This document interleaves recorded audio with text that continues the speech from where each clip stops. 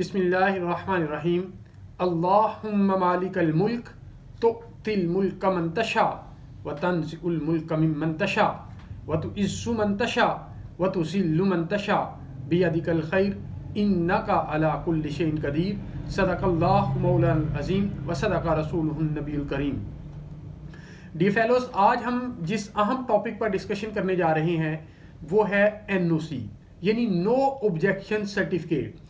Dear fellows, ये अमूमी तौर पर वो दोस्त अहबाब जो कि गवर्नमेंट सर्विस में हैं और वो किसी नई पोस्ट पर अप्लाई करना चाहते हैं तो उनको एनओसी की ज़रूरत पड़ती है।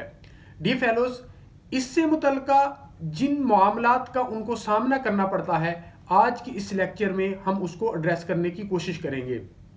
डियर फेलोज, मैंने आपके मसाइल और मामलात को मद्देनजर रखते हुए 6 क्वेश्चन फार्मूलेट किए हैं।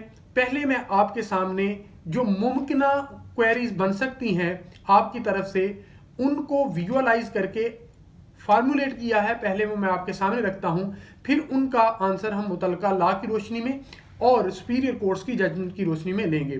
डियर फेलोज, पहला क्वेश्चन मैंने ये फार्मूलेट किया है कि एनओसी यानी नो ऑब्जेक्शन सर्टिफिकेट इशू करने के मुतल्लिक कौन सा कानून डील करता है। दूसरा क्वेश्चन, एनओसी इशू करने की मजाज अथॉरिटी कौन सी है। नंबर 3, अगर आपने किसी पोस्ट पर अप्लाई कर दिया लेकिन आपने एनओसी नहीं लिया तो क्या आपको वो नौकरी मिल सकती है, वो जॉब मिल सकती है या नहीं मिल सकती। नंबर 4, एक इम्तहान के लिए कितनी दफा एनओसी इशू किया जा सकता है। और नंबर 5, क्या मजाज अथॉरिटी किसी सिविल सर्वेंट यानी वो शख्स जो गवर्नमेंट की सर्विस में है उसको एनओसी इशू करने के हवाले से उसका एनओसी विदहोल्ड कर सकती है या नहीं कर सकती। अगर कर सकती है तो किस ग्राउंड पर उसका एनओसी होल्ड करेगी यानी उसको एनओसी इशू नहीं करेगी। और अगर मजाज अथॉरिटी उसका एनओसी इशू नहीं करती और वो समझता है कि एनओसी इशू करवाने का मैं इंटाइटल्ड हूं तो उसके पास रेमेडी क्या है।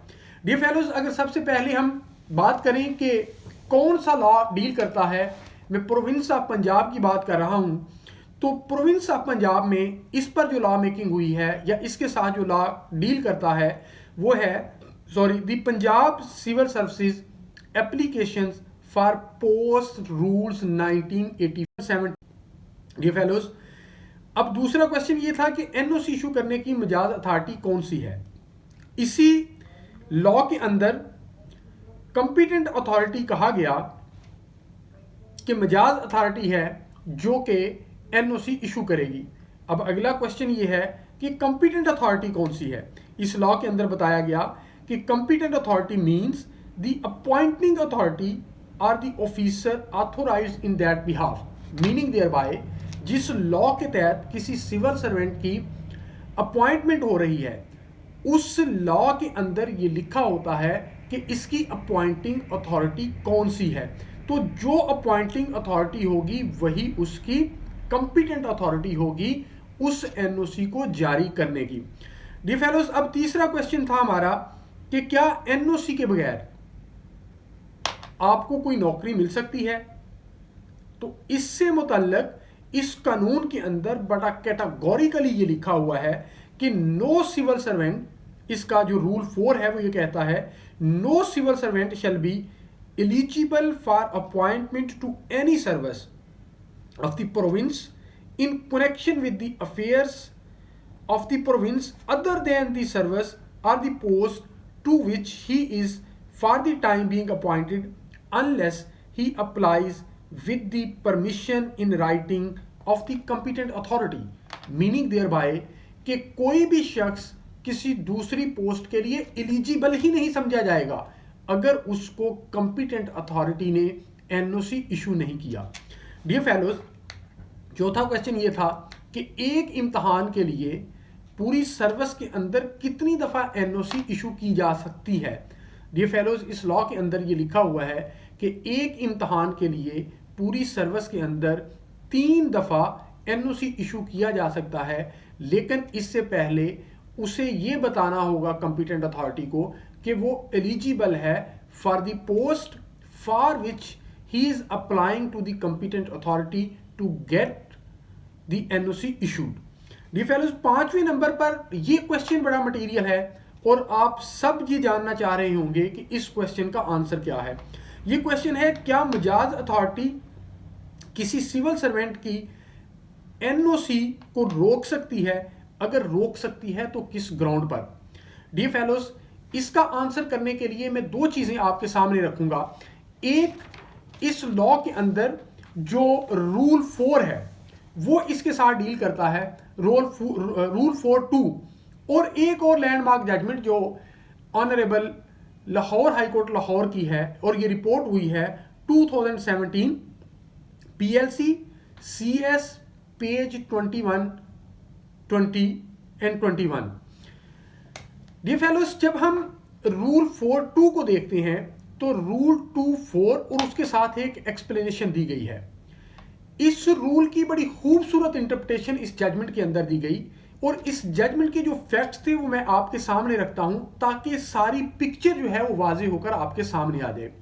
डी फेलोज, हुआ यूं कि कुछ कांस्टेबल्स जो PHP में कांस्टेबल्स थे, कुछ लोग, उन्होंने एजुकेटर की पोस्ट पर अप्लाई किया, उनकी सिलेक्शन हो गई, उन्होंने NOC के लिए एप्लीकेशन डिपार्टमेंट को दी अप्लाई करने से पहले, लेकिन उस कॉम्पिटेंट अथॉरिटी जिसको उन्होंने एप्लीकेशन दी, उन्होंने उनकी एप्लीकेशन पर ना तो कोई ऑर्डर पास किया, यानी ना रिजेक्शन का, ना एक्सेप्टेंस का, ना इशुएंस ऑफ NOC का, उनको NOC इशू नहीं किया।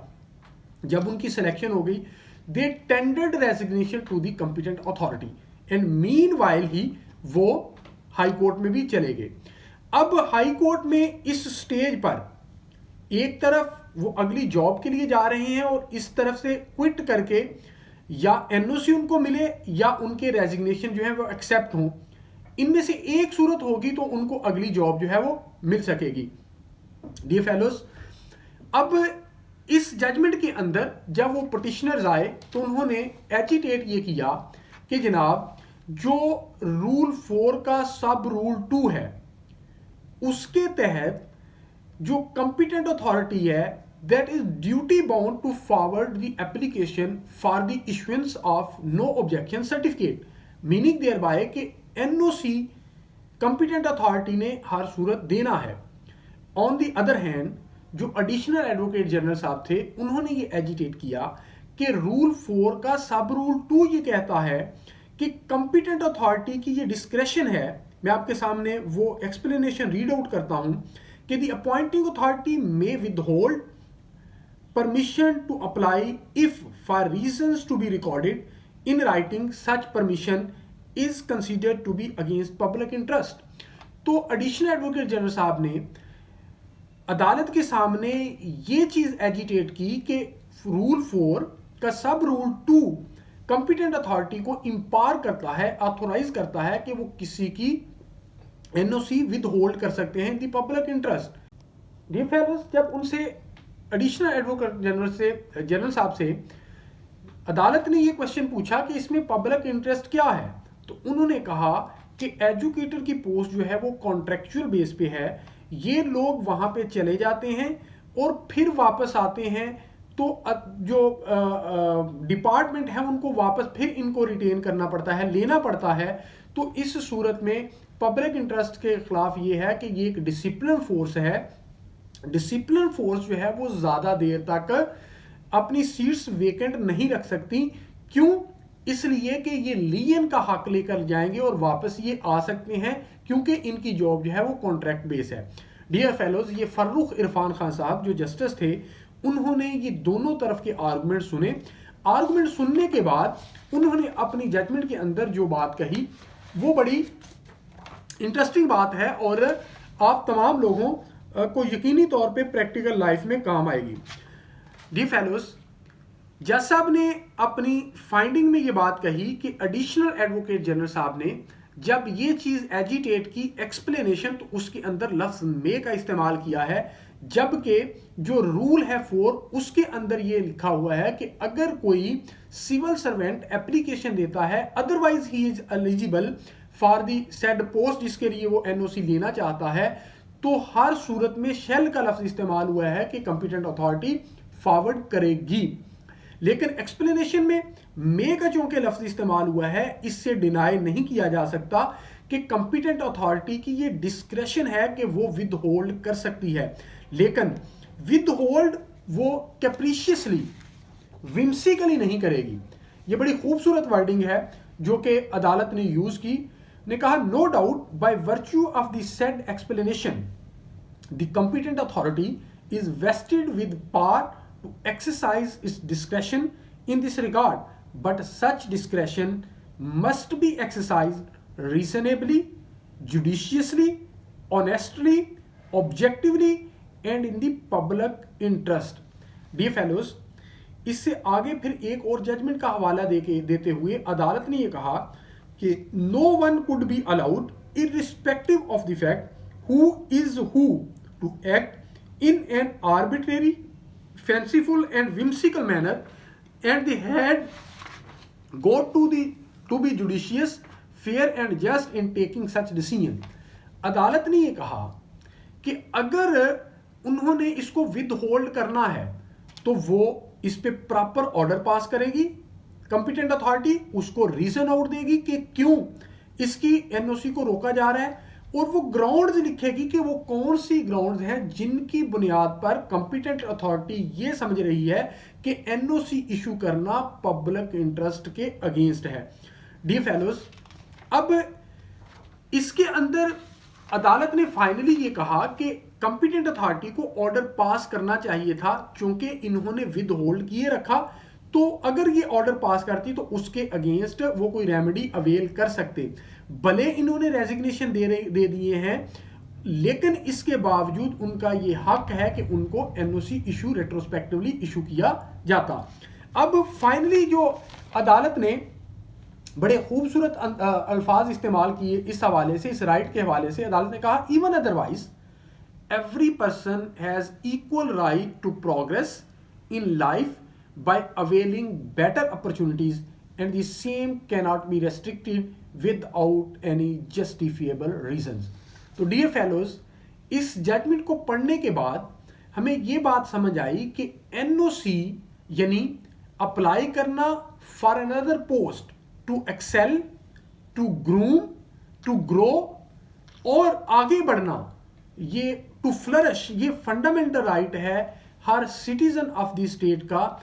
लेकिन अदालत के कंपिटेंट अथॉरिटी के पास ये डिस्क्रेशन है कि अगर कंपिटेंट अथॉरिटी ये समझती है कि ये नेक्स्ट जॉब के लिए इसे एनओसी इशू करना पब्लिक इंटरेस्ट के अगेंस्ट है, तो फिर विद होल्ड कर सकती है कंपिटेंट अथॉरिटी, लेकिन उसके लिए एक प्रॉपर ऑर्डर पास करना पड़ेगा। डियर फेलोज, आखिरी क्वेश्चन ये था हमारा कि अगर कंपिटेंट अथॉरिटी एनओसी इशू नहीं करती, रिफ्यूज कर देती है, तो फिर आपके पास रेमेडी क्या है। डियर फेलोज, आपके पास extraordinary jurisdiction under article 199 of constitution of Pakistan 1973 है, यानी आप हाई कोर्ट की ज्यूरिसडिक्शन, जो रिट ज्यूरिसडिक्शन है, उसको इन्वोक कर सकते हैं, क्योंकि इसके लिए कोई और रेमेडी अवेलेबल नहीं है। डियर फेलोज, ये था एनओसी के मुताल्लिक इंफॉर्मेशन जो हमने आपके साथ शेयर की। उम्मीद करता हूं कि ये इंफॉर्मेशन आपके लिए मुफीद साबित होगी। अगर आज की इंफॉर्मेशन आपको पसंद आई हो तो बाबुल इल्म लॉ अकेडमी यूट्यूब चैनल को सब्सक्राइब जरूर कीजिएगा और हमारी इस वीडियो को लाइक जरूर कीजिएगा। अल्लाह ताला आपका हामी नासर हो। बहुत शुक्रिया।